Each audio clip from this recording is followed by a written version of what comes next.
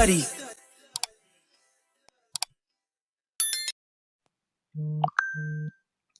अस्सलाम वालेकुम स्टूडेंट्स उम्मीद है आप खैर खैरियत से होंगे और अपनी पढ़ाई भी खूब कर रहे होंगे। स्टूडेंट्स, आइसोटोप्स के बाद हमारे पास बुक में टॉपिक आता है relative atomic mass.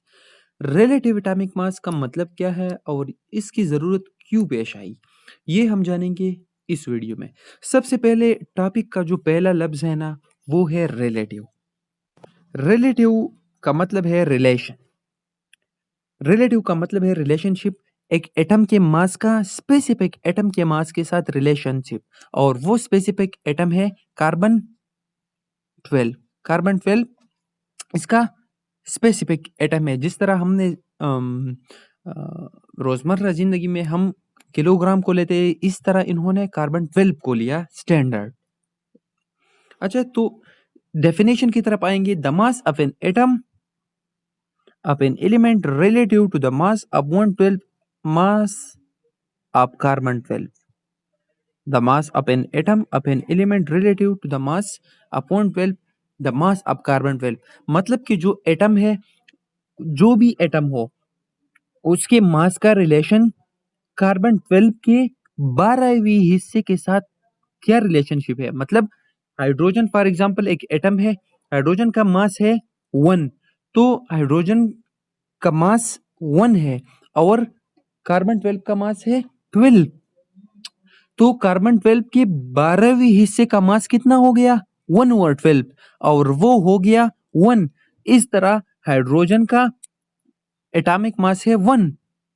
It's mean that 1 hydrogen atom is equal to the 12 part of carbon 12। मतलब हाइड्रोजन का एक एटम कार्बन 12 के 12वीं हिस्से के बराबर है, और 12 हाइड्रोजन का मास एक कार्बन के एटम के बराबर हो गया।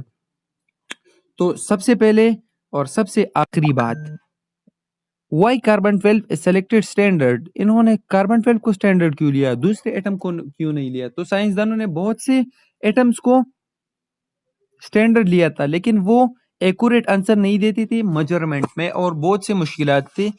इसी वजह से इन्होंने कार्बन 12 को लिया, क्योंकि वो हाईली स्टेबल है, एबंडेंस है, हाई एक्यूरेसी एंड मेजरमेंट। वो हाईली स्टेबल है, बहुत ज़्यादा स्टेबल है, एबंडेंस वो ज़्यादातर पाया जाता है, हाईली एक्यूरेसी एंड मेजरमेंट, और वो पैमाइश जो होती है उसकी मेजरमेंट जो होती है वो आंसर इजीली और एक्यूरेट देता है, मतलब साफ आंसर देता है। स्टूडेंट्स, तो रिलेटिव एटॉमिक मास के बाद हम पढ़ेंगे atomic mass unit. Atomic mass unit relative atomic mass से बहुत इजी है। रिलेटिव एटॉमिक मास हम रिलेशन फाइंड करते थे किसी और एटम का कार्बन 12 के 12वीं हिस्से के साथ। तो एटॉमिक मास यूनिट का मतलब है atomic mass unit is the mass of 112 of an atom of carbon 12। मतलब जो कार्बन 12 है ना, जो कार्बन 12 है, तो कार्बन 12 के 1 ओवर 12 हिस्से मतलब 12वीं हिस्से का मास कितना है, इसका मास कितना है ग्राम में, और किलोग्राम में इसका मास कितना है। तो अभी हम फाइंड करते हैं 1 ओवर 12 ऑफ कार्बन 12, मतलब कार्बन 12 के 12वीं हिस्से का मास कितना है। तो ये हमारे पास कैलकुलेशन है, ये भी इसी तरह से याद करने हैं, और आखिर में जो वैल्यू निकलेगी वो मतलब कांस्टेंट है। Atomic weight of carbon 12 is 12 gram. Atomic weight मतलब कार्बन का मास, जो कार्बन 12 का मास जो है ना वो 12 ग्राम है। तो 12 ग्राम हो गया 1 मोल। अब और मोल समझेंगे हम, आगे समझेंगे कि मोल होता क्या है। Similarly 1 mole of carbon 12 contains 6.023 multiply by 10 raised to the power 23।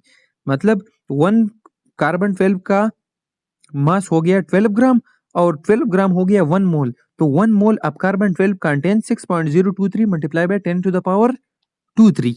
तो 1 मोल ऑफ कार्बन 12 हो गए 6.023 multiply by 10 raised to the power 23। इस लाइन की तरफ देखो। सो 1 atom of carbon 12 divide by 1 atom में कितने होते हैं। अब कार्बन 12 के 1 मोल में तो 6.023 multiply by 10 raised to the power 23, मतलब एन एवोगाड्रो नंबर हो गए ना, ये तो एक मोल में इतने एटम्स है। तो अब एक एटम में कितना कितना मास है, एक एटम का कितना मास है। अच्छा, so 1 atom of carbon 12 is equal to 12 divide by 6.023 multiply by 10⁻²3।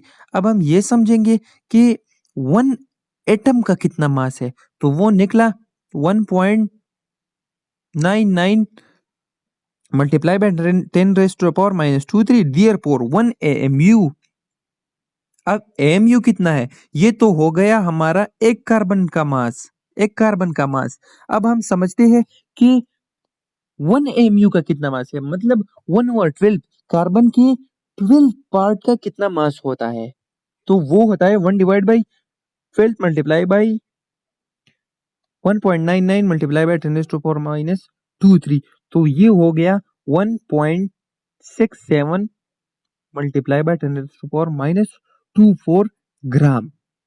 ये हो गया 1 AMU का मास, मतलब कार्बन 12 के 1/12 पार्ट का मास, कार्बन 12 के 1/12 पार्ट का मास हाइड्रोजन के एक एटम का मास हो गया ये। अब ज्यादातर स्टूडेंट्स पूछते हैं कि पीरियोडिक टेबल में जो हमारे पास मास होता है वो कौन सा होता है, वो रिलेटिव एटॉमिक मास तो होता है, लेकिन एटम के एलिमेंट के एटम्स के मुख्तलिफ आइसोटोप्स होते हैं, मतलब मुख्तलिफ किस्म के आइसोटोप्स होते हैं, तो हमने स्टैंडर्ड कौन सा लेना है।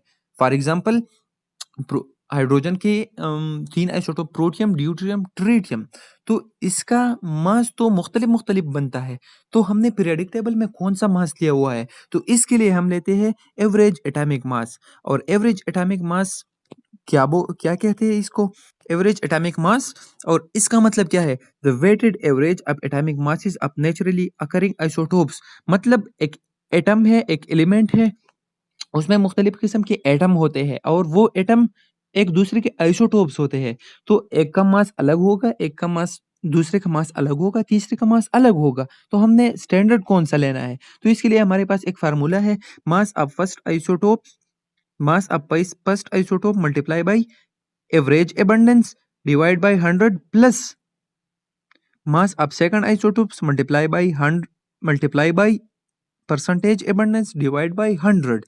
तो जिस तरह से हमने सुना है कि क्लोरीन के 2 आइसोटोप्स है, क्लोरीन 35 एंड क्लोरीन 37।